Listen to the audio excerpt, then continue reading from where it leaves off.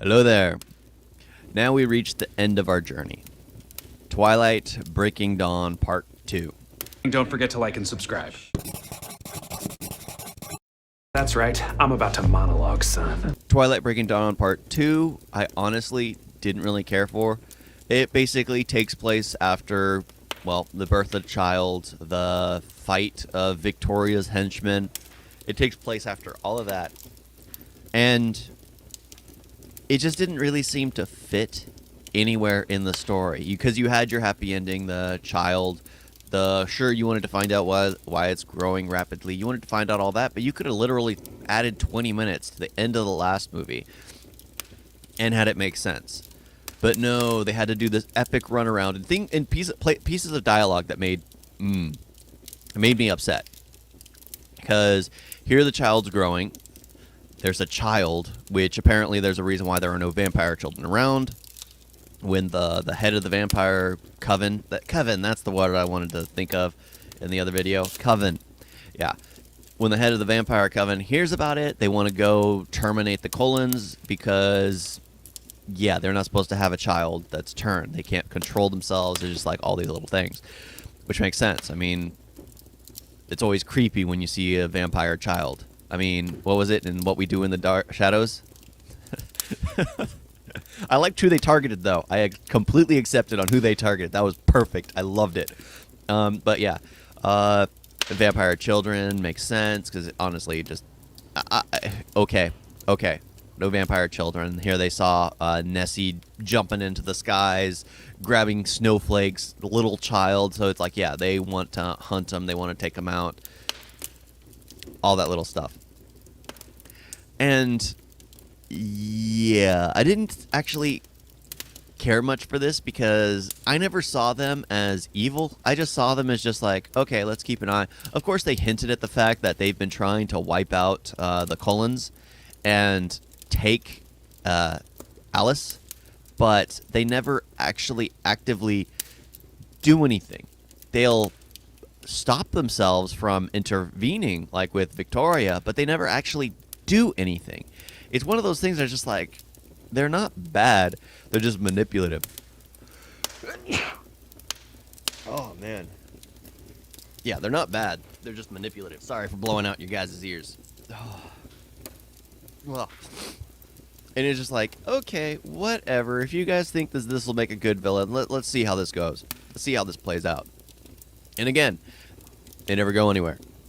They never do anything. And the end battle, they start getting friends to fight. They start finding them. And of course, they have Bella narrating the whole thing. And that's one thing I absolutely don't like is narration. It is absolutely annoying. I mean, it can be done tastefully, like in the Fight Club, because, well, it makes sense. But here, it just doesn't work. Because Bella's basically saying things that don't really serve a purpose. Like, she was talking about how one of the characters turned out to be one of their greatest allies in the fight. And I was like, when you get to the fight, he doesn't do anything. Doesn't do anything special. He's just another body that's there. And then you also realize there is no fight. I mean, all these little things, you're narrating this as if it already all happened. You didn't participate in the fight. There was no fight. There is no way you would know that this guy served a purpose. And even in that fight, he served no purpose. All these little things that are just like, no. One thing I did like, though, is Bella basically trying to destroy Jacob for imprinting on Renesmee. That was a cool scene. Because it's just like, yeah, here the mother is waking up and finding out that a werewolf, a 16-year-old, 17-year-old werewolf has it imprinted on a baby-born child. A baby born. Whoa. That's just, whoa. But I did like the explanation of just like, how did you, do you want me here at all anymore? And she's like, no. It's just like, well, that was Renesmee. That was Nessie. She wanted me here. You nicknamed my daughter? It's like, okay, that's actually pretty cool. I like this because I could see a mother actually, well, tearing off Jacob's head and not giving him a second thought because that's just not right. hate allergies.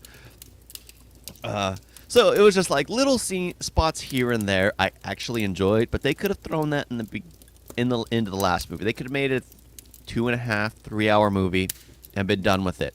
But no, they threw in all this extra stuff, which is funny. Normally, the part 1 is the absolute bore fest. Like in Deathly Hallows, I've never bothered seeing Hunger Games because every YA film is exactly the same. Every YA book is starting to get exactly the same. You're all mimicking Star Wars. We get it. Whatever. But it's just like... Part 1 was amazingly done because I actually absolutely liked it. Part 2, I mean, you can't... In the book, apparently, they don't actually do the fight scene. All it is Alice touching him and then walking away, and they ask what happened. It's just, I showed them what would happen. But no, they actually actively show you the fight scene. And that's a huge slap in the face. Because here you're getting people emotionally, feel emotional towards the death of all these characters that they've grown to love. Only to say, ha ha ha, it was just a dream. You can't do that. You can't kill off lead characters. You can't kill... Well, you can. But it has to be done right. And you can't do it as a dream sequence. You just can't. It's like a whole Wizard of Oz where everything was a dream, depending on how you interpret it. It worked back in the day, but now that people are used to that sort of thing, now that people are used to real storytelling, now that it's seen as a cheesy way of doing things. But of course, if they didn't have the fight scene, would have really gone anywhere? Would it have been? Yeah. Why is it that the tribal people from Brazil seem to dress that way? Why weren't they dressed modern? It was very funny to see because here he walks out fully garbed in Indian, and it was like, or Native American, or wait, no, that was Native Hispanic, I guess it would be. I don't know, but it looked like very Native American. He was wearing nothing at all except like what is it called, a Speedo? Yeah, and then the aunt, who looked like his his partner. Like everyone has a partner that is their partner for life, who apparently was his aunt, was right next to him, fully clothed in native garb. It's just like, you guys are from a modern society. You guys obviously, the dude is obviously able to walk out in sunlight without sparkling. He's basically Blade. Why is he dressed like that? Wouldn't you guys have already immersed yourself in the culture like every other vampire we have seen? Yeah, there are all these little things. That's the one I despise the most, just because the massive dream sequence, and then after the massive dream sequence, we have these very overly racial, overly racist images of Native Americans walking out, just like, I prefer Jacob's interpretation. I preferred that clans, where they're basically wearing modern day clothes, but they'll still have like the feathers. They'll still keep some of the tribal aspects, which you see more often. You don't see him wearing. You don't see people wearing nothing but a Speedo unless they're doing a ceremony or trying to visit the roots. Yeah, but I swear the only reason he was wearing that is to show off his physique, just like they did with Jacob. But oh my gosh, Jacob's body. Just gotta say that again. Oh my. Oh my.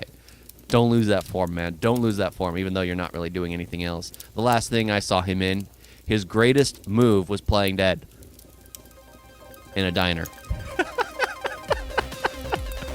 Oh, gosh. Thank you all for watching. Talk to you next time. Toodles.